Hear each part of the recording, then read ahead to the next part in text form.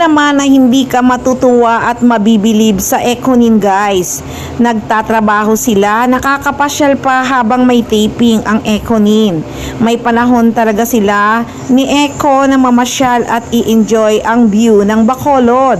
Bukod kasi sa Iloilo, maganda din talaga ang Bacolod.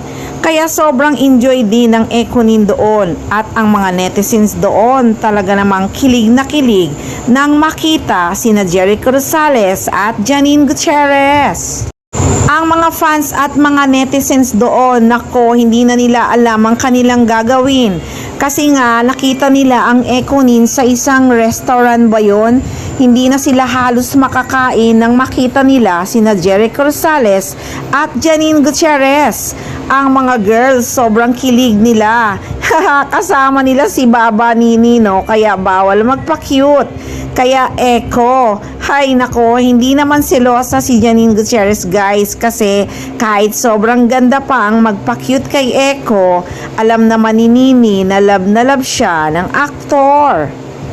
Kaya nga kahit saan magpunta sina Janine Gutierrez at Jericho Rosales sa Bacolod, mamasyal man sila at makita sila ng mga netizens at mga fans, grabe talaga ang kilig nila.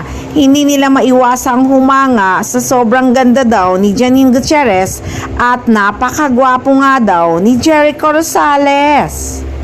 Sa kasalukuyan, nag-a-update naman ang Ekonin sa mga kaganapan nila sa Bacolod guys.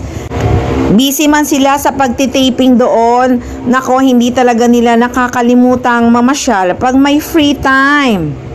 Kaya napapasaya din nila ang mga fans nila sa Bacolod.